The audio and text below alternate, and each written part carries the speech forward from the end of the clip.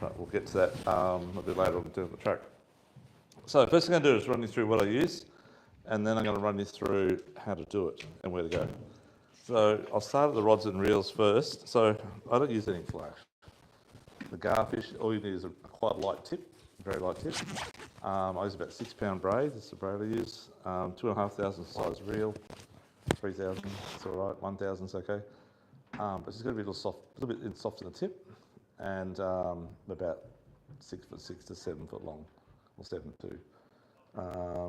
So that's the rods and reels, and it's a great thing for kids in that as well, because it's all visuals of you watching it float, so you see them jumping at the water, floats going everywhere. So it's quite good fun. But yeah, so your tackle can be a cheap kids combo, it doesn't matter. It doesn't need to be a Stella or something like that unless you want to use one. So that's the gear and the rods and reels. Oh, last thing, set your drag. They hook themselves pretty good, but they jump. And like a marlin does, they can throw the hook, which they do sometimes. So I set the drag sort of reasonably tight, so I've got it, I think so. So I've got it, it's tight all the time, it doesn't have time to go loose and pull a bit off the drag. And then when it jumps, it flicks the hook out. So that's a pain in the backside of a Garfish, you lose a few. But when they're hungry, they're so aggressive, they'll just swallow the hook down every time. So that case, you don't need to worry. But my drag's always set this not too light, but they can still pull the drag off, but it's not loose at all, firm. Yeah. What size one are you Using using? about 8 to 12 pounds. I like about 12 pounds actually. The reason being is sometimes the hooks, if they're down their throat, I just grab it and pull it out. If I use 6 to 8, I break the line all the time. Or cuts me. 12's not too bad. But yeah, 8's probably the lightest I guess. 12's about the heaviest. You pick up the brim sometimes. Oh, you get lots of brim. Eric. And the trouble is the brim where you're catching gar, they're not the biggest at times. Sometimes they are, but not all the time. Because the bait's so small, the bigger brim sort of just probably swim past it. So I've got some bait here which I'll cut up later and show the size it actually is. Yeah. And then the gear we use, so go down to the hook. So we bring stuff in from Japan, right? And it's really good quality. You've got some in your bags there, and they're pre-made hook rigs, so they're like hooks. So Garfish you can catch like 3 at a time. A bit tangly, but when they're on, you can catch 3 at a time. So there's one rig there you got, which is called it's a Hayabusa, a Japanese one, and they're actually 3 lots of 3 hook rigs. Okay. And all I do is I actually cut down the top part of it a little bit, so it's a metre long. So I like to have my whole rig sort of from my float no more than say 1.2 metres from the float to the bottom hook. So these are actually like about 1.5 metres or 2 metres long. So I just cut the top part with the swivels down a bit, which is so I'll actually take one out and show you. The hooks are blue and sharp, but they're so good. And I couldn't get these until early this year. I used them in February when I got back from Japan. I brought some back to try out. Then went back to Japan again in April because my wife's parents got something happening. So I've got a heap more because they were so good. Better than anything I've ever used. And they're pre-done, which is even better. So from the shoreline, Carl, these will be right too. A little bit hard to cast though, but you don't need to cast normally too far from the shoreline. So, but if you can see, it's like so well made. Even done like a twisted leader, if that makes sense. But you can see the bottom hooks down here. So see these hooks are very sharp. So the bottom hooks, I'll hook it onto that. So that's way too deep, okay? So what I do is I cut it around about here, somewhere around here, and I just retie that swivel onto here, or I tie that directly to another swivel, whatever you want to use. So cut it about the same distance as the hook there to that hook, cut it about that, above that hook. So you've only got about just 1.2 metres, say, and get rid of that. Okay. So that's that rig, and you get 3 lots of those. I probably wouldn't use that if the gar. I'd actually use a single hook rig or a double hook rig before I put on the triple hook rig. So I have another rod rigged up maybe with that, ready to roll. And when they come on, then I'd use that one. But the brim are going to destroy you mentally when you throw that out. You can have a little brim like this, 2 at a time. And so wait until the gar come on, okay? Don't waste it. Next hook one you got is this one here. So this little rig here, I'll show you how we hook that with a float a bit later as well. General floats type setup. This is another little Japanese one. So that little float there's, I know it's visually a little bit hard to see, but you can still see quite bright in the water. But that's all you need in the float. This is a 2 hook rig by memory, I think.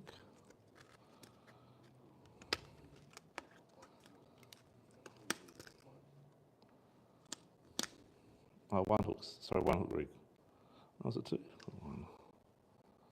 Oh, no, it's actually 2 separate ones, but you can join it together if you want to. So I'll just pass this around. This is a 3-way swivel, which you can rig the second one off if you want to rig up a 3-way swivel. But it's a lot of knot tying and mucking around. But those little hooks, again, are perfect for garies. But this one here, how it works, I'll grab my line over here. Oops.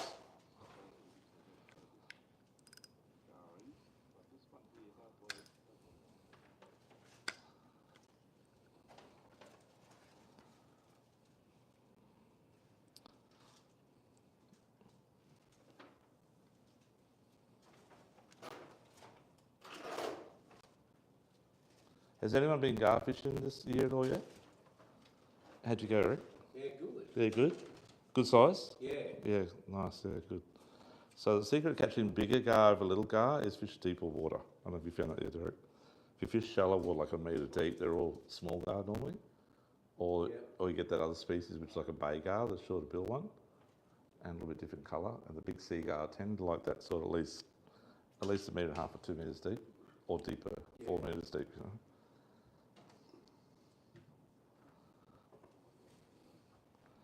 So this one here, I gave those swivels nice. Really got around. Sorry, mate. I need those back. Sorry, mate. Thank you. So we'll just rig up 2 hooks. So 2 hooks is probably the go for gar fishing as a standard rig. 3 when they're on.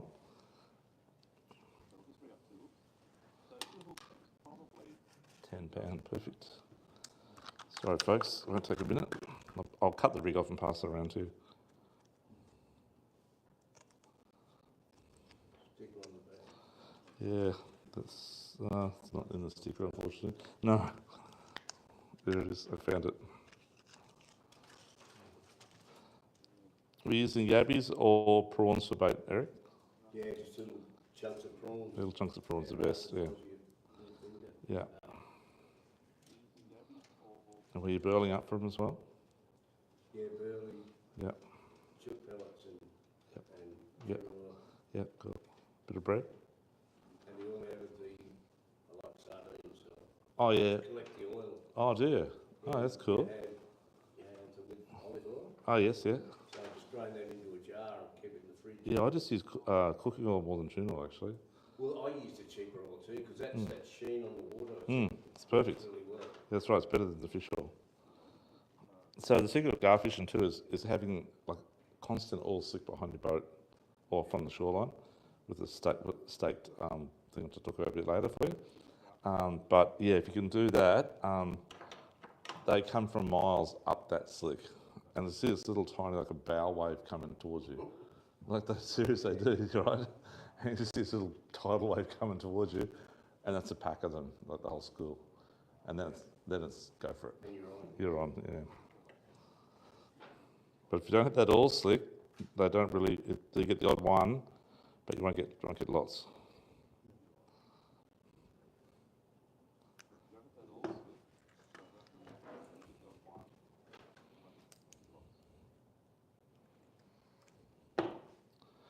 Rightio. So this little float here should have a little stopper here somewhere. There it is. Got it. Okay. There's actually a rig in the rig as well. This one here with a bit of shot on it too, by the way. So So we'll undo that one first, but I think my memory is too long. So with Garfish, rig up a heap of rigs. Like, I know you got rigs pre-made here, but other ones, make them up with swivels and a hook or two hooks and have them wrapped around a ladder type system or whatever you can. So it's ready to roll, because you'll get hooks caught in the throat, they'll break off, whatever it might be. Or the brim will swallow a hook and you can't get it out that kiln, it's only a small brim, you don't want to kill it. Whatever. So you're constantly going through hooks and rigs. See, that one's way too long. Geez, that's long. That's way too long. So I'm going to cut this one as well.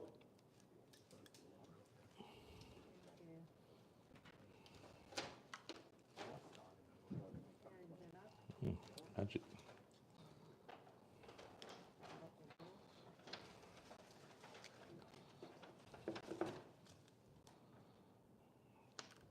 So use a bit of split shot. The reason why you use a split shot is to keep the line down.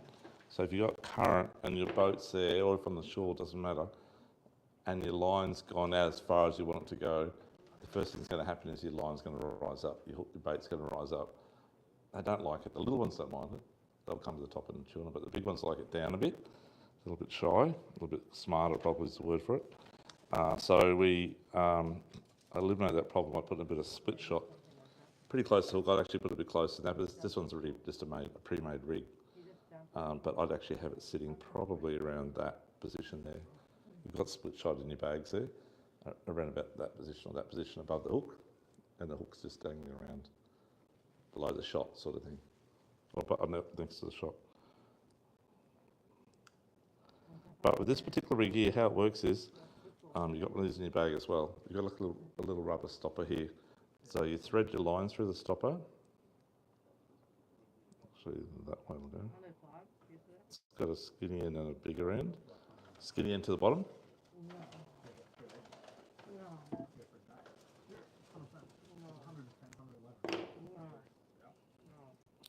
Actually, just pass this rig around. And then all you do is when you get the whatever desired depth that you want, which is normally around about, as I was saying, about a metre. So imagine that being a metre long. You then just wedge down that float, and I haven't lost the float yet, so when it's in there, it's in there, just like so. And when it sits in the water, it actually sits up like that. Okay. That's this push button one where... Yeah, it's just locked in there. Yeah. Thanks, Eric. Good to get up and down. Maybe you have sore backside by the time of the day. So that's that rig. Now we'll go back to that first rig that we had. We're going to cut it just above, like I said.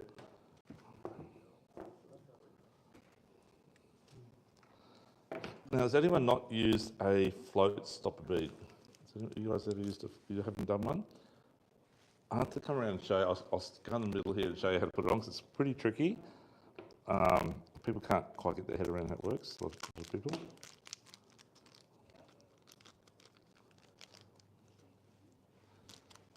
And this is the float we're going to use, nice and visual. Again, you got those in your bag. And we're going to use a little bead here. I don't know if you've got these in your bag, but if you haven't, just grab some of these at the end of the night. Have you got those in your bag, you know? Little silicone bead, little blue one.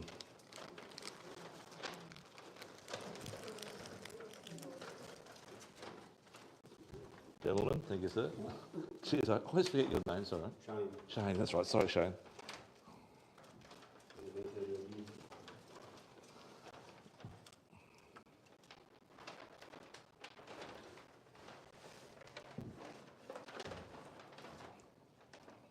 So, what we do is we put the float on first.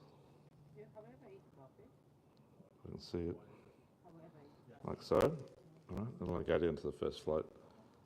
And then we put the bead on. Because if you don't put the bead on, the stopper bead's only very small, and it'll actually go through that float maybe, if that makes sense.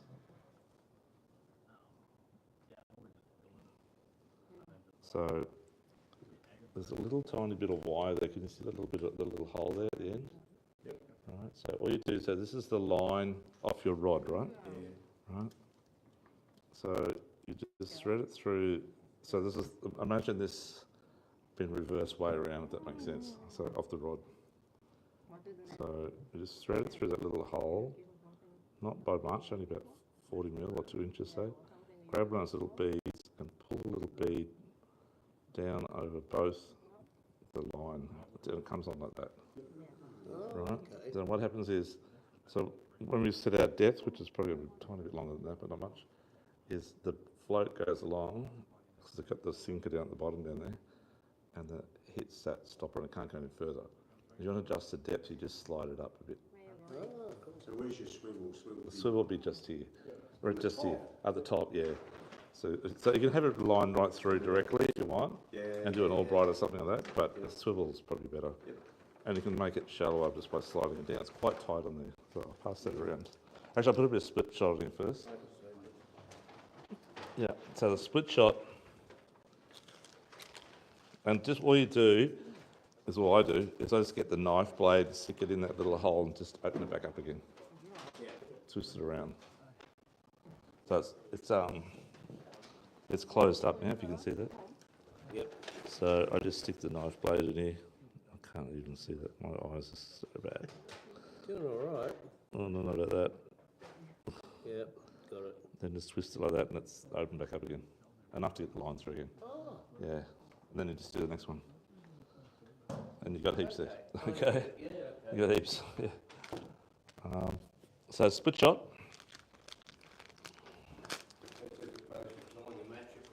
Yeah, get rid of all that because it twists the line up, whatever else. So you may want to put 2 lots of shot on, but I'd actually probably put it closer to the second hook, I think, and let the first hook sort of hang around a bit. Does that make sense? Second from the bottom. Yeah, second from the bottom, on either side of it actually. Depends on that float will hold two shots, no problems at all. In the old days, we used to just use our teeth and do this together. But these days, I use a pair of scissors or whatever I got. You want it to sort of stay stuck on the line, not slide up and down the line. It's got to stay rigid. So it depends if you want those other two there. You can just put one on if you want. If you want those two sort of floating around a little bit, and the last one. But if you want to put a second one on, just put it between those two, between the second and third. So put the shot on. Again, I'll just show you how to do that. Pretty basic though. But you just pull the line back, like pull it back. There's a slit halfway through it, so you don't cut the line. Then just hold it at the front here, just close that up. So it's tight on there, which it is. And that's the rig, yeah. And that's obviously got a swivel at the top with the stopper bead on there. You need your main line coming in the way. That's correct, yeah, that's correct, yeah. So that's just 3 hook rig.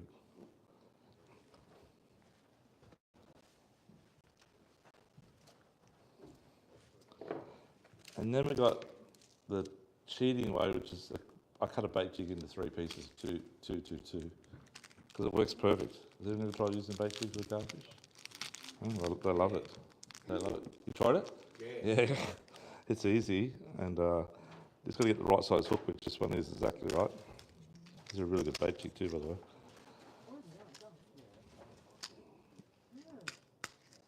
So halfway between that knot and that knot is where I cut it. Okay. Depends on where you're gonna. If you're going to use a swivel on the top or not. Actually, this one's good. We'll go the other way. So swivel there, right? Swivel there. Cut it fairly high above the next hook, pretty close to that hook, or even right near it if you want to. Doesn't hurt. Just like that.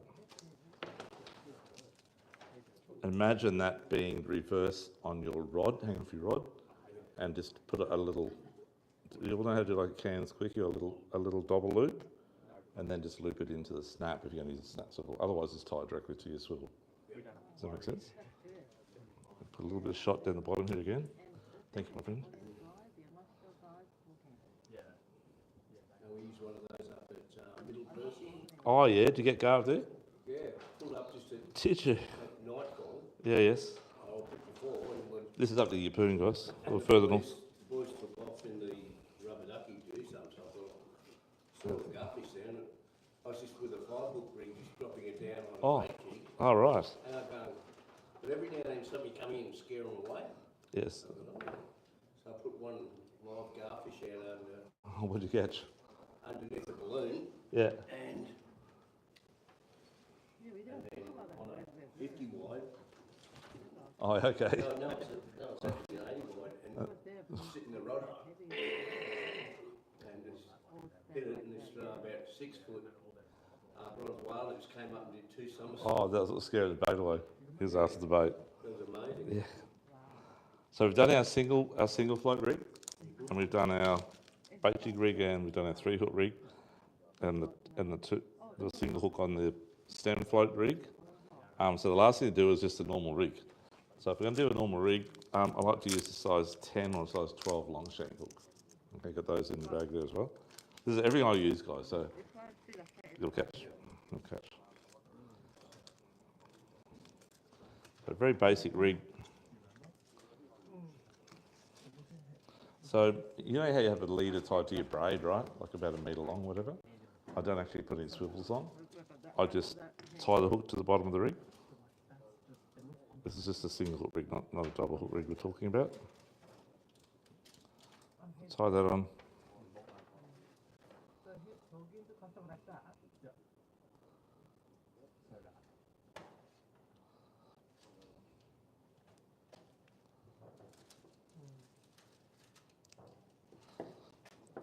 Put a shot about 100 mil up or 150 mil up from the hook.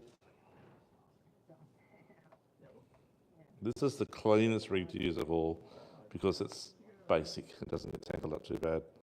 If you've got garfish, if you're on your own or with 2 people and you've got 2 rods out each and they come on and you get garfish on one rod that's on there jumping around while you're doing the other one, it's a nightmare. It'll come in, it'll go around his bill, it'll just be an absolute nightmare. You have to cut the rig off and just throw the rig and put a whole new thing on again. So imagine that's now coming off my rod. That's my rig pretty well, just what you see there. Let's cut that off. Yeah, the float's just sitting on here actually, the same as that rig there, the same style with this float stop bead. Yeah, all the clip-on floats. So you've got white and red clip-on floats, so they're for your friends. Don't let them use your good rigs. They're for your friends. So you just clip those on anywhere along the line where you want it to sit, if that makes sense. This is so old and bad. Actually, do you want me to put a float in there? Oh, that'd be right. Same style as that. You can all do that one okay now, guys? All good? Yep. You got that, love? All right? Yep, cool. Okay. We got notes. Shane, you're organised. No, not me. Paper too short. Well, I've got to relay the information and, Oh, true. the memory bank. Oh, you're on here and someone else. Oh, you do fish too, love? Yeah, good, but good. I've Yeah. got to pass the info on. Oh, yes, okay. Good girl. So all the rigs will be up here. You can take a photo later or whatever. We'll give them. Yeah, yeah. Size 10 long shank. Now all these hooks you'll notice they're not short shank on. They're all medium or long. The reason being with garfish, they got that tight little hard mouth, and they quite often they'll get it right down their throat, and it's even hard to get these out. But if you've got a bit of a long shank on it, all you do is when you grab them, they're slimy little buggers. Use a rag when you're using garfish, when you're catching garfish, and a wet rag, and grab the garfish and just pop the hook out like that. It just pops out. But if you've got a short shank, you've got to actually get a pliers and dig it out. You know, it's painful. So always use a long shank. They're one of the only fish that don't care. Thanks a lot, Shane. They're one of the only fish that don't care about visually seeing a hook with a bait on it. They don't care. Where most fish, you got to pull the yabby up the shank or whatever and hide the shank. These guys, you can have that long shank sort of. I'll draw it.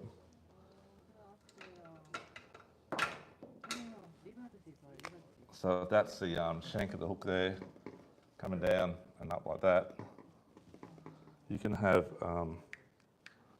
green one here somewhere. There is permanent marker.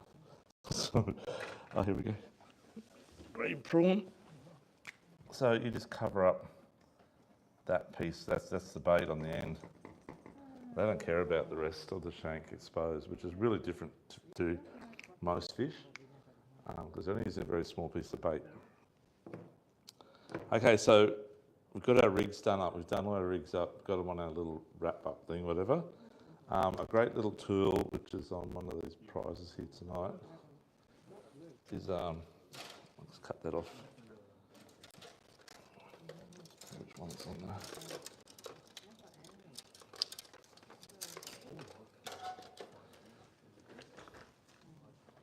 This box here is what I use.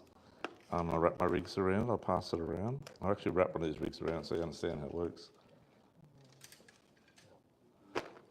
Again, they're Japanese, the quality is really good.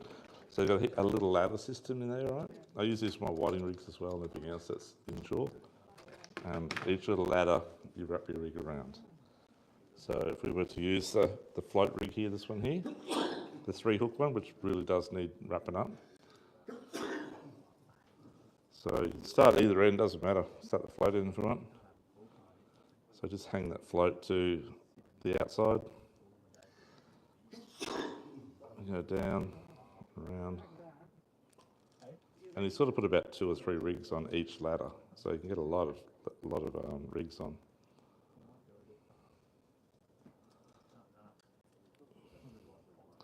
Those hooks are so sharp.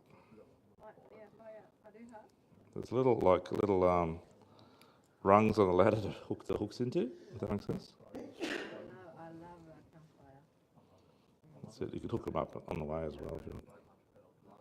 Or just leave them loose, but it's just like that. Thanks, Eric. Quads will be sore in the morning, mate. I'll pass this around as well. Thank you. So all my rigs are wrapped on there. They're all in there. It's nice and neat. And when I go garfishing, it's wham bam, I'm out there doing it. The garfish are a little bit, they come through in like swarms, if that makes sense. And if you can hold them there and keep the bait going, they'll stay there. But if they feel like it's not being enough bait, enough food, they'll nick off. And you've got to try and get the next patch to come up your burley trail again, okay? So any questions on the rigs at all? Okay, next thing I'm going to teach you how to make a burley rig, a burley bomb float thing. So this is a thing we sell, which is like a hand reel with some 130 pound Dacron on there. Thanks, mate. Cheers, Jane. Thank you. One thing I will say, I don't normally leave the float on there. I have the rig on there. Okay. Yeah, if I do have the float on there, I'll take out 2 of those. I space it. You can space it and do it that way, but you've got to drop out 3 of those, or 2 of those. So I have a float attached, so the float sits, and there's a bag there, like a burley bag. So normally we sell these for gar. This is a better version. You can use an onion bag, but they rip pretty easy. I mean, when you jerk on it, they fall apart, right? This is like a reusable one. They're not too bad. They're about $5 your price. Pretty cheap. So it's a little bit finer mesh as well. So just particles come out, okay? And it's a good size. So what I do, I peel a packet of prawns. I'm going to do a big session. I'll buy a packet of prawns and I'll peel the whole lot. And I'll put it into, if you had little like plastic dishes with Tupperware, little ones with lids on it, just those cheap ones. And I'll lay it down with some cloud wrap in there. And all of my prawns are peeled and already cut into little pieces, and I lay them. So one packet does three little containers. One container is enough for, like, I find, for about 30 gar. So it depends how many gar you want. 2 containers if you want to get 50, you know.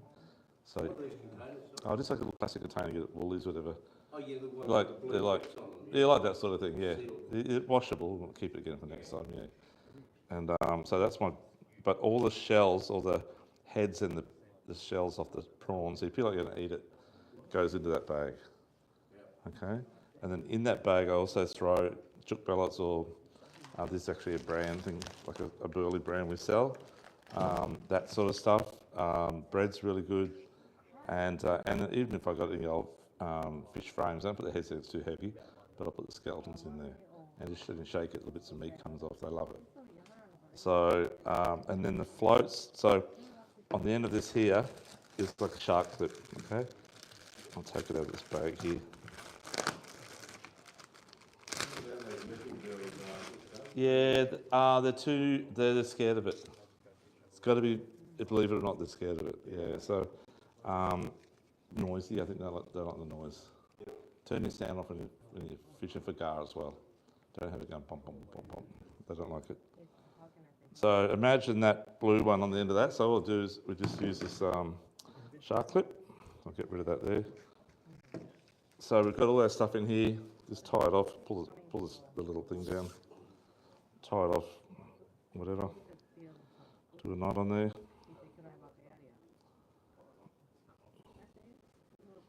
And then you just hook that onto the shark clip. That little clip there goes on like so. And that's then, this is your float here, that's on there like that, and that'll hold it up. This is a crab pot float. Whether it be that style or the brown one, doesn't matter. That's enough to hold it up as well. And then you throw that one in the boat. I pull off about 6 metres of line of this, and I'll just drop it out the back about where you are, Gav, maybe 2 metres back on the boat. And then I'll just sort of feed it out about no further than you, where you are there, love, maybe 4 metres back, or maybe 5 at the most. With casting distance easy with your float, but if you're too close, they're a bit shy. The bigger ones are a bit shy. So I sort of find about 4 to 6 metres back from the boat is the perfect distance to cast. When it's a bit windy, it's still easy to do, and they'll come right up that area, no problems at all. Get a bit closer though. You try and draw them a bit closer. You get a lot of little ones and you get a lot of bream and stuff, but you won't get the bigger ones. They're a bit shy. And sometimes they're even shy there. You need to do a wide cast out past your float, maybe 8 metres or 10 metres back. Okay? And about and that's got a lot of tuna oil in there too. I love cooking oil. I use cooking oil more than tuna oil. But you can use tuna oil, not just that sort of stuff. Fish oil. Yeah, so, yeah, just cooking oil, just whatever. Yeah, sunflower oil, doesn't matter, whatever. But it has to make us slick.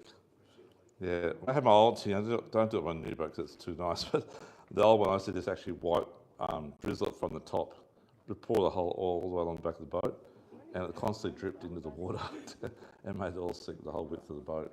Where this only makes it a bit wider than the bag. It does disperse out bigger as it goes back further.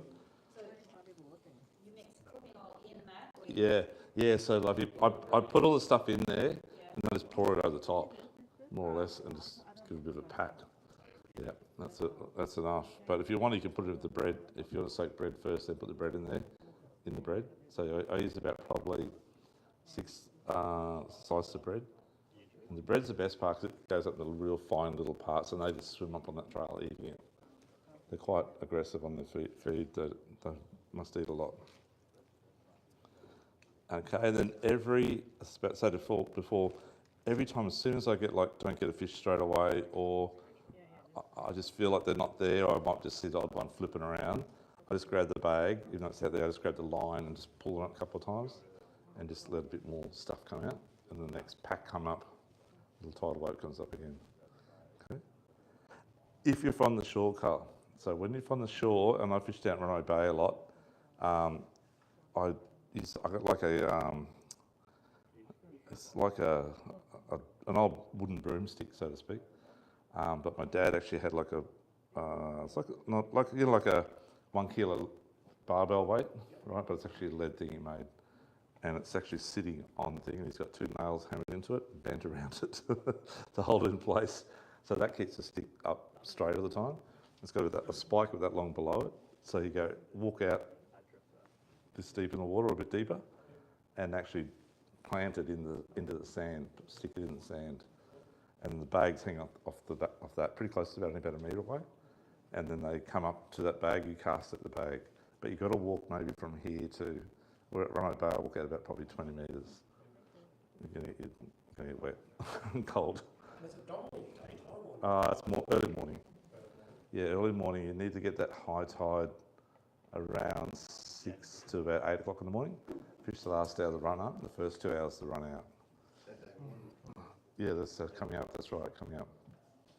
So Actually, the next 3 mornings are perfect for it, if you want to give it a crack. And I'll show you where to go in a moment. Yep. So exactly the same scenario, he's got to try and make some post up to stick in that doesn't float away. So that's why I put the weight on the bottom to hold it in position. Yeah.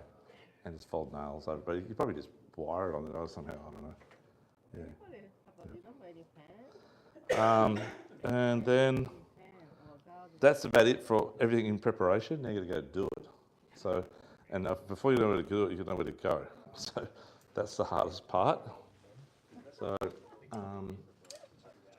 there's 3 main areas to fish in the Broadwater for gar. Crab Island, Portuguese, which is over at the end of the North Wall where it wraps into the Broadwater sort of thing north, which I'll show you in a moment in detail, and down around Lotus Creek to SeaWorld in that middle area of the southern side of the Broadwater. Okay, but for shore basing, Carl, Runaway Bay and Lotus Creek is going to be your home ground. I have caught them at the jetty over at Bunns Bay actually. Yeah, but there's a lot of yakkers there now actually, believe it or not, and they actually annoy you. But if you want to catch yakkers, you'll catch yakkers. Yeah. So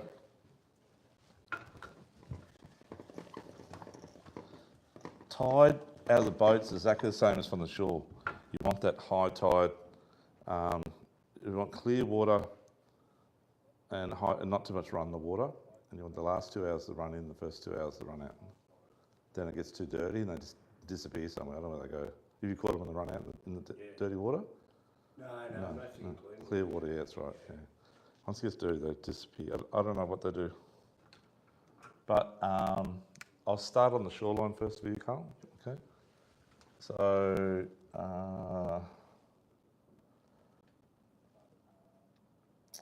Runaway Bay Canal entrance to the shopping centres here. Actually, just go down a bit further. About here, say. And this is the shoreline. This is the rock wall. And then you go into the next canal, which is near Bayview Harbour. You come down off Bayview Street, this is Bayview Street. You come down Jennifer Avenue. Do you know Jennifer Avenue? So head down Bayview Street towards the Runaway Bay Shopping Centre. Before you go over the bridge near the shopping centre, turn right. That's Jennifer Avenue. And go right. I think it's Broadwater Street on the front, is it? I think. What's that? Is it called Broadwater Street on the front? I can't remember what it's called. Anyhow, you go right down Jennifer Avenue. Straight away, just look to your left. There's a car park here next to like a little sand dune thing. Just park in the car park or park on the side of the road there. And then just walk over here, all right? And anywhere from there, there's a yellow pipe. I don't know if it's there this year, it was there last year. I haven't checked. It's been there a few years, but there's a yellow pipe here. I might actually be up this way a bit further, there's a car park. But anywhere from, just park your car on the side of the road here too, mate. But anywhere from the end of Jennifer Avenue down to that yellow post, it's always been the best spot. But you'll need to walk your stick out about, you use about like probably inch dowel, I reckon. Ours like a broom handle, about an inch. You need to walk it out to as deep as you can get it. Yeah. Okay. And then stake it. And then, but you can't go too far because you need to be able to cast as well. So you actually cast wherever the slick is. You'll need to cast pretty close to your bag and let it go back in the slick. Don't cast it the other side of it because you get caught in the bag all the time. It's painful. You can bring it just this side of it, they'll come to it. Yeah. Okay. So you've got your little post sitting out here sort of thing in the water. This is, say, the beach line's here, and you've got your post out here, and that's your bag sort of, say the current's coming in, your bag's sitting here, and your all slicks all the way down here, Carl. Yep. They'll come up this way to it. So you need to cast in this area here. And then maybe walk down here and just get the bottom end of it, try down there. But they'll end up coming up to your bag. Okay, so that's one spot. You know what that is now? Yep. And the other spot is the same scenario, but it's a bit slushy and muddier. There's nice sand there where that is. So where Lotus Creek comes out, Coast Guard's sort of just here. Lowe's Creek Bridge is here, boat ramps here, and that's sort of, it's a bit like that. There's a park here.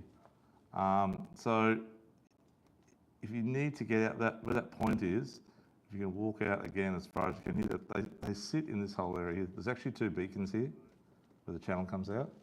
You need to try and get as close to those beacons as you can, but you're going to get wet again. But you're getting casting distance. And I catch them directly opposite. So the channel's through here like this, and there's a big bank here that's heading down towards Aqua, and I get them on that corner there in the boat. It's the same gar. They just swim across to your Burley Trail. Yeah. You fish there at all, Eric? Yeah, I spotted that one. Yeah, it's front. Yeah, the bridge, the building that they're all working on straight across from you.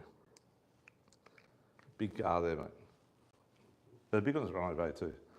And in the session at Runaway Bay, like when they're on, we'll get like 30 off the shore. Yeah, it's pretty good.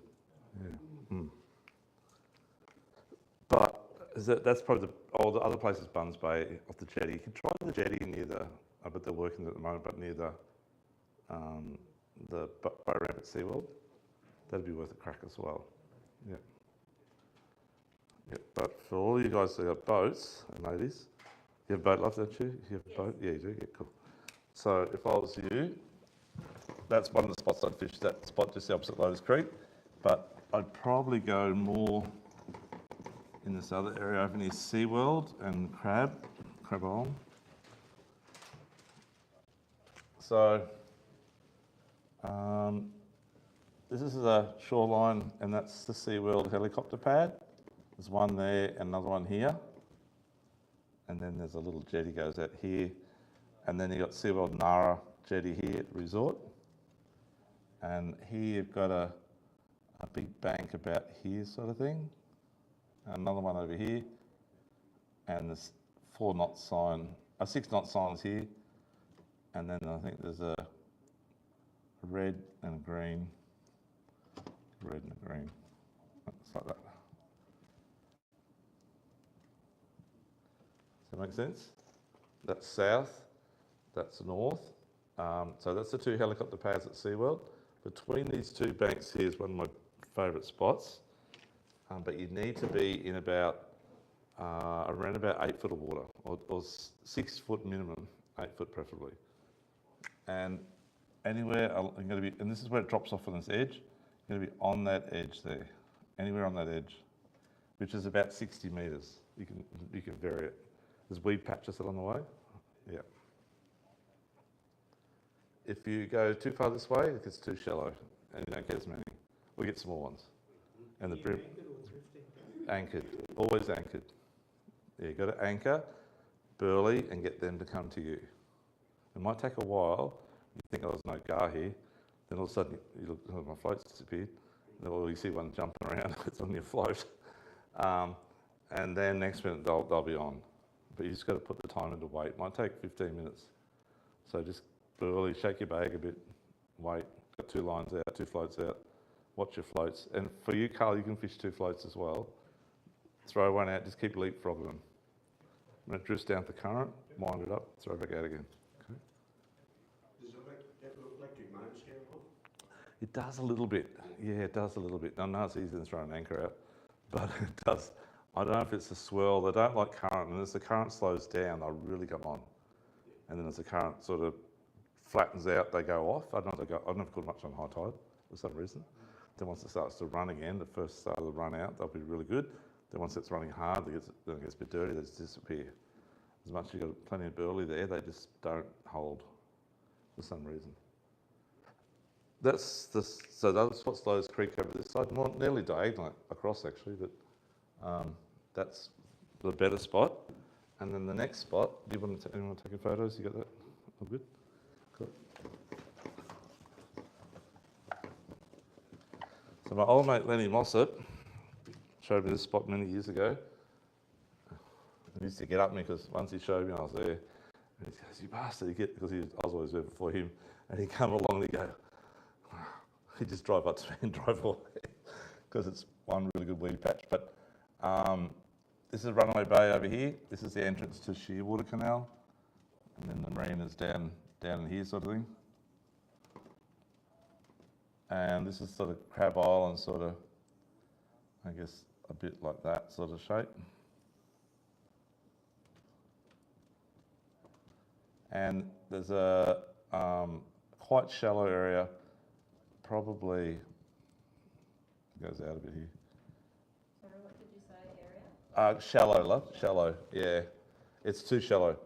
But there's a new bank that actually comes out here a bit further now. There's a new bank here, but it's a bit more out there. But this edge here, where this edge sort of drops down a bit, just use the red one.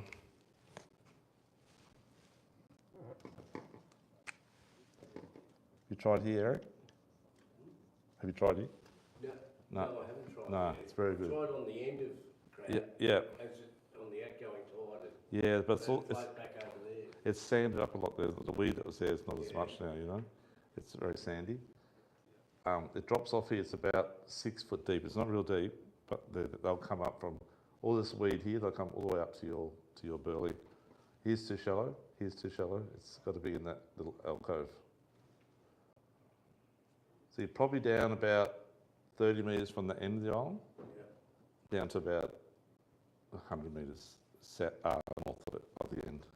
Sort of down to about, say, 1/3 or half nearly of the island in that alcove. You'll see it comes back out shallow. There's actually a houseboat now sitting right here on that edge of that shallow. And a lot of boats, and there's another big bank over here, and a lot of boats come down here because it's quite deep, and they go behind him, they hit the bottom. It's real shallow behind him, quite shallow, because that bank comes out now. So that's the area. Now, while you're down that way, everyone got that spot okay? There's another area. You get them on both sides, but this is really weird. This is at Effron Island. They go from side to side of the island, believe it or not. So we're, see.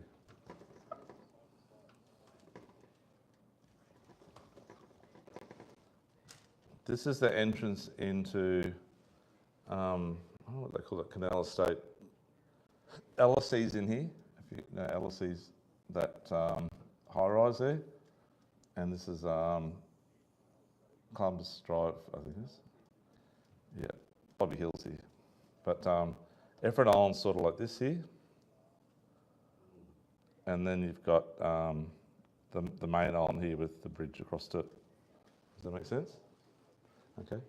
So, and then here opposite LSE, there's a yellow beacon right there. What was the name of the building there? LSE. LSE. It's a housing complex. Yeah, like a unit complex, yeah. Yeah. For its own little harbour. Roanoke Bay Marinas, just here, love, just right there. Okay. The next one down. Next one down, that's right, yep. So it's yellow there, and this bank here never comes out of the water, but it's quite shallow, this bank here. But there's another bank, there's a little channel that goes through here, but this bank here does come out of the water. So that's the natural Effron Island. It's the trees on it, no houses. Does that make sense? And there's a little... mangroves grow on the end of it. A lot of mangroves, that's right, yep. So I've caught them all the way along here, from here, all the way down to that channel entrance there, which is about 300 metres. And then over here, there's a green over here, opposite that canal, there's a green right about here. And I've caught them from here to here, pretty well up next to the green. Then there's another bank comes out here, shallow. Doesn't come out of water, but shallow.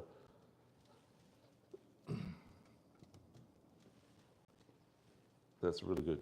Run in tide only. Run out tide, haven't caught many there. Run in tide. Do you all know, does that make sense? So you Yep. say run into it then? Run in tide there. Yeah. Especially on this side over here. But if they're not here, you got to go over there.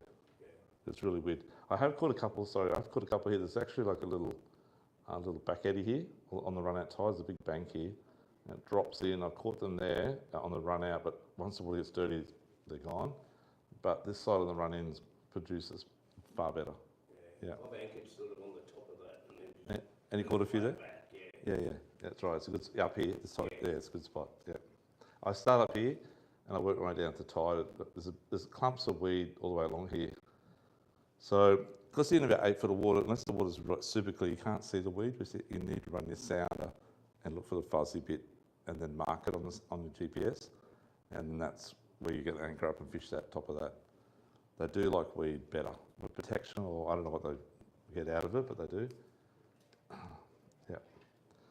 And then the last spot, so it's one area, 2 areas. The third spot's what we call Portuguese, which is over near Stratty. Have you done much of this, Gavin? I've fished mainly just on the inside of Stratty there on the wing. Probably where I'm about to show you. Over at this end of the wall, heading down towards Couragey Way. Yeah, that's the spot. You get a few there? That's Yeah. the best area that I fish. It's not a bad spot. So, yeah, give them a go. They're good. So we're Stratty, where the seaway, I was Stratton little area. That's south wall of the seaway, north wall of the seaway. It's like a, sorry, come down a bit further. Little indentation here. And then you've got that island before we were talking about, so over here sort of thing. A little island here. It keeps going along. Little crab. And Couragey campground sort of around here. But where this comes in here, it comes up shallow quite quick, but there's a new bank that's formed sort of here, like that. Actually, it goes all the way across to here now, sorry. And then there's shallow, more or less like that. And you want to be anywhere, it used to drain through here on the edge of Stratty, and it's really good there to run in tide. They used to sit there and drain through, they sort of spill out then over the weed. And we used to get a lot just there. But it's closed up now, like I was saying, nearly closed up. So you probably need to fish along this edge here now, I think. But anywhere from here to here, if you can find the weed, they'll be in there somewhere. And you fish that either run out? Run in tide. Yeah, Only run in. Yeah, okay. Yeah, so everything's nearly all run in for me. I don't know. That's sort of where the trees are falling in there. The trees are falling in over the side over here. Yeah. That's right. That's a good flathead there. Yeah, good flathead there, that's right, correct. So you're in about a solid 8 foot of water there, or 10 foot of water. It's quite deep. But if you go too far out, you get into the current. It's too strong. They don't like it. Yeah. Is that all right? Yep. And there's one last spot, which I wasn't going to tell you about, but I will tell you about. There's not many people here, so it's easy. I don't mind. But it stands up a bit as well. It changes every year. Okay. So, Wave Break Island.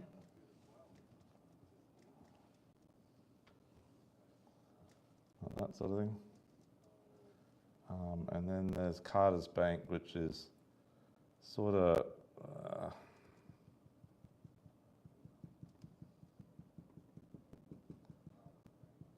like that sort of shape. And Bigger Creek sort of here. And Baby Harbour Walls sort of like that sort of thing, if that makes sense. What did you call a creek? Bigger Creek, love. Yeah, Baby Street's sort of there on that bridge that goes around like that sort of thing. Land's End, correct, that's right. This is Baby Harbour and all the high rise here sort of thing. So there's a green, that's my green, but there's a green around about here, I think it is. Yeah, about there somewhere. Red over here. Yeah, the red there, I think. But anyhow, so there was a little deep part about here, and it was so good. I mean, like ridiculously good. But I think now, because this is all weed, there's all weed across here, so like that. What, sorry? Weed. Yep.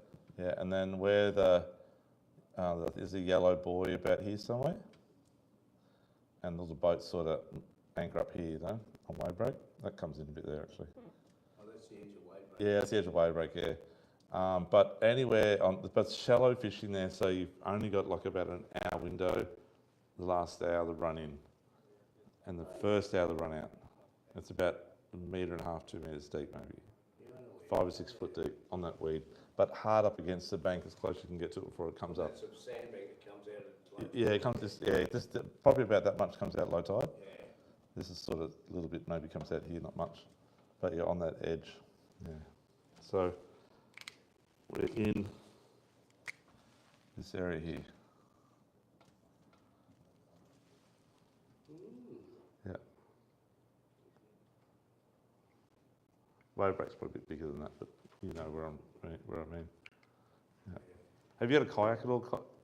No, my mate's got a boat. Is so it? like some Oh, have you? people go out. Oh, okay, mate, cool, yeah. I'm thinking about getting kayaks. Yeah, kayak, obviously guys actually Garfish down kayaks. Yeah, because it's just put it here and paddle across. Close. There's a couple of guys out there the other week trying to go south of where you are there. Yeah. No, south. The south, sorry, yeah, yep. There's another spot there I can tell you about. And Yeah. and sort of in the middle of the channel, they Yeah. were just one after Yeah. those two kayaks. They're racing Yeah. each other. You laugh and Yeah. then it's off. Yeah. You haven't made me get at my better spots. Yeah. But I was going there anyway. Yeah. We won't tell them. I only found the spot this year, and I did really well here too, by the way. Real well. Another reason being, so I went to my... Oh no, I got big ones. I got big ones. I went to my Lotus Creek spot, and it just wasn't working. The water's a bit dirty. And I come back up here, I was going to have a squid in the channel at Charis, and the water's really clear. And I thought, well, the tide's not running out too hard yet. I'm going to have a quick crack. I smashed it. Big garler just came in like a pack of wolves.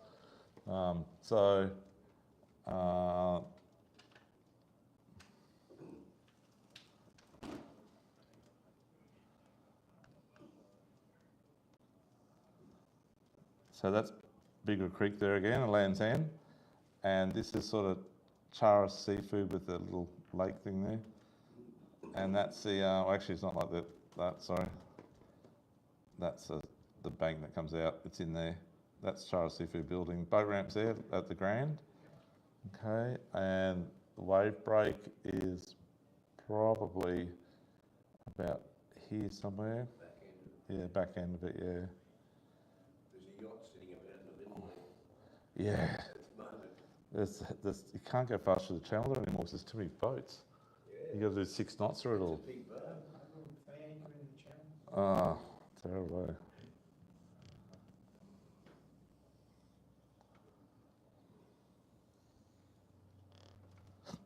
Anyhow, as you know, there's like little channels that run out of here, like this sort of thing, and that's all sandbank. But yeah, I got the mate, that bank here, and the 6 knot sign's right there, and that's a red, I think, and the green's over here, and that's it. Other way around, is it? Okay, sorry. That's a green. That's a red. Don't remember. Yeah, so that's where the 6 knot sign is to go into. That's all bank there. But I got mine. There's a bit of weed just up from this green here on this edge here. I got some there, and I got some up a bit further up here on the edges on this bank here. I know that's where you're talking about, mate. Is that what you're talking about? Sort of similar. Yeah. Yeah, there's a good weed patch there, a good weed patch up here. And yeah, thick. So right on the edge, it drops off quite quick. About 2 metres, yeah. Just here, and just here. Yeah, one big iron there. Oh, just one more. Yeah, that's about it. You pretty well drained me, actually. You don't need many because you're going to get 30 each spot anyhow. So it's like, you know, how many garfish do you need? But generally the tide gets you. So you've only got like 2 hours for gar, and it gets too dirty. It's a bit like squid. Squid, same thing. 2 hours, 2 hours for high, hour after, maybe 3 if you're lucky. 3 hours, then you have to wait 6 hours for it to clean up again. So we anchor up. Find where the weed is, say the tide's going in that way. It's actually quite weird at the back here, because sometimes it'll run in that way, and sometimes it runs in that way. Have you noticed that there, when you're squidding? Sometimes you don't change the drift, it's running in tide, and you're going north, and then the tide runs out, but you're still going north. It's weird. It's one of those spots that can alter either way. Sometimes you're always drifting that way, even the run in, the run out doesn't matter. So it'll reverse. Squidges there too, Yeah, it's good squid on now. that green marker. Up Yeah, that's right. Yeah, so you can catch squid and then go catch gar, or vice versa. Yeah. And it's very close there to paddle across, Carl. You got a kayak. Look, I've seen guys actually down here catching gar off the shoreline one day. There's a red there, comes in really close. Right close to the Yeah, real close to shore. I can see them catch gar there once. I've never given it a crack though. But it's easy to cast there. It's deep real quick. Yeah. I know there's a good weed bed now. That rock wall actually comes out here a little bit. And there's a good weed bed just in front of the rocks there at the moment as well. Probably worth a crack there too. They'll be there. Yeah. So the best months is May, June to about middle of July. Probably about 4 more weeks to give them a go. Once the water gets about 20, they just shy away a bit. In the broadwater, that is. It's about 22 at the moment. It's about 8 in the canals, but a bit warmer out in the broadwater. Yeah. So any questions on that at all? Squid have come in early, haven't they? They came in very early. So I just checked back the other day, and it was July was when we got most, and August we still got them as well. Oh, Yeah. So next sort of 3 to 4 weeks. can be good. Yeah, it should be good. Hopefully, it should be good. And they get bigger. Yeah, the ones, just like the only small ones we've been getting. Yeah, no, we're getting some big ones as well. Yeah, yeah. And are those tigers, are they moving later? No, they're a bit later. They're about July, August normally. Yeah. Waters get colder. I think. Yeah. Still 21 degrees. Yeah, so I'm saying 21, 22 degrees. So the gar's here. So catching gar at the moment. Yeah. So any questions on that at all, folks? All good? Love you got no questions. So do you fish with him? Yeah, so he has both. Yes. Yeah, good. Yeah, good. So I've been dating for 2 years. Yes. So I've been on the boat a lot now. Yeah, but good. I used to fish a lot as a kid. Oh, good girl. Yeah, A good. lot, and now it's just like a new hobby taking up. Yeah, So good. I used And to- enjoying it? Oh yeah, I love it. Yeah, good. Yeah, good. I used to fish for blackbream as a kid. and Oh, yeah, I good. Never fished for garfish. Yeah, I've it's learned well, about that similar float- principle. float fishing. Yeah, so with these little floats, so there's two, when you're fishing for the gar, if there's a bit of current, they seem to hang themselves. So, because the lines like that, and it doesn't, it's the line, even if it's lead on the bottom of the hooks, it's still sort of like straight under the water, it's not Yeah. straight down. Yeah, right. So when they grab it, they just hang themselves. They're flapping around all over the joint. If you've got not much current or not much wind and the line's vertical, they'll pull the float under more Right. and go for a bit of a run around Okay. before they come to the top. Yeah. So the hardest part in all fishing, including new cars, they'll swim, don't know why, they always swim for the bag. So you got to try and steer them jumping around the bag, otherwise you get caught up in the bag. Okay. Or the rope that's to the bag, and you got to wind it in and undo it. And for you, it's painful because it's out there. So you got to just try and steer them away from the bag all the time. But that's where your float is most of the time. I cast my float generally within about probably 600 mil of the bag or metre. But when they're a little bit quiet, cast your line out, like I said, 2 or 3 metres that way, or 6 metres down the end of the belly trail a bit further. The bigger ones are always out patrolling, I reckon, and the little ones are having a fat time, Squid will be like that sometimes too. Yeah, that's right. Yeah, your little ones are always on there. The bigger ones are away a bit. Yeah, that's right. They're clever. Ones are sitting there. They're sitting out a bit further, that's right. Yeah. So, so I pretty much told you everything that I need to do, I think.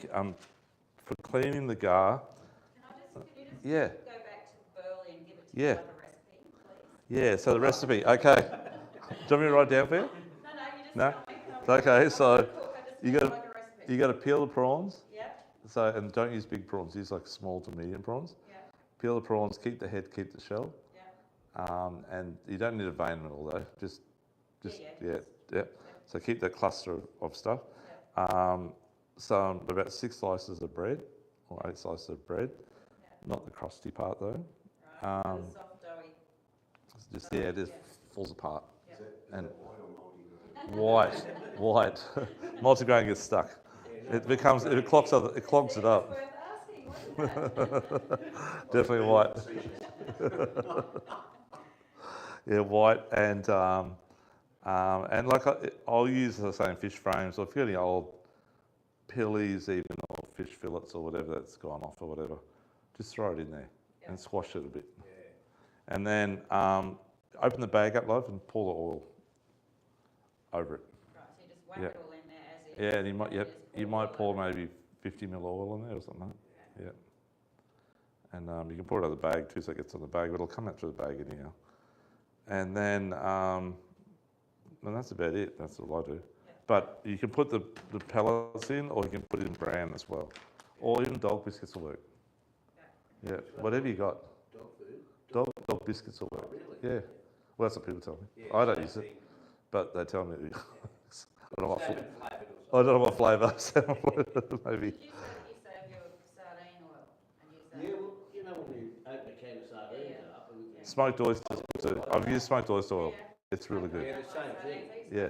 Yeah. I just drain it into a jar and put the jar in the fridge, and when I get enough, I just pour it all over. Yeah. Perfect. Perfect. And even the real cheap sardines you get. Yeah, yeah. 99 But you could use cents, them. Just Yeah. crush them up in the, Yeah, in yeah. the bran, Perfect. and it just goes back through it. Yeah. Okay, the bait. So, no more questions on this stuff at all, folks? You're good? Good. Okay. Yeah. This was our last seminar. So, the prawns. So, just take the head off, take the shell off. They just don't like the shell, and I find it that they don't hook up as good. If you take the shell off, they love it. They seem to bite harder on it, more aggressively.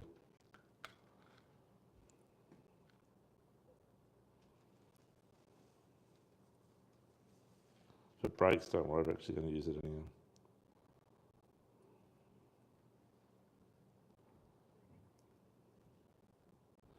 In the smaller piece, that is.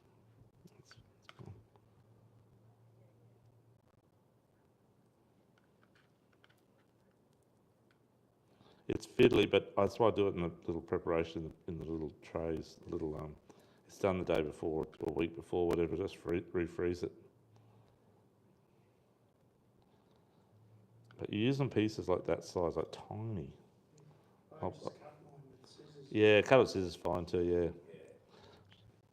We should do that actually. They really just cover it with the barb or the hook. And Just the barb of the hook. And it actually stays on pretty good. That's about the size I'm cutting, using, sorry.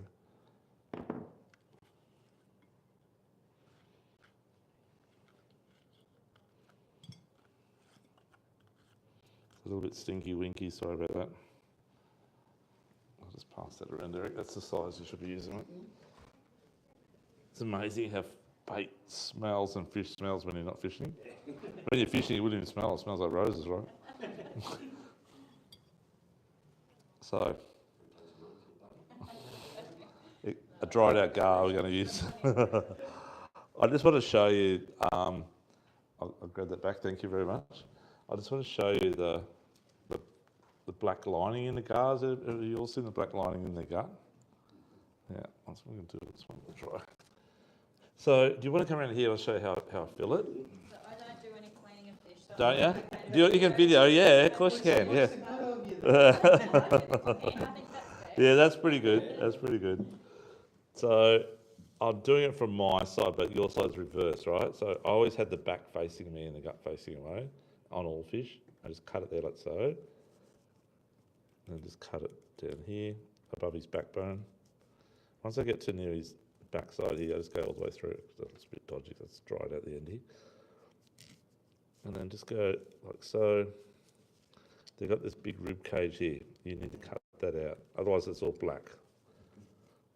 I was going to do one like that, so that's got no bones in it, right? Mm-hmm. The next one is going to fill it like some guys do, which is just like this, and they just go all the way along and include the black part, which you've got to cut out later. a lot less waste. A lot less waste, that's right. So it's quite messy, but let's put that over there for a sec. But you've got to cut this out, just like so.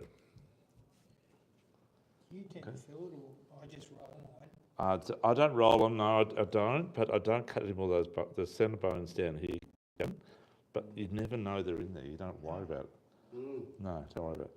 But what I wanted to tell you was before you do all this, because there's no scales, this one, they're already scaled, but it'll have scales on it, right? You get yourself a scaler bag. And Garfish is the easiest things.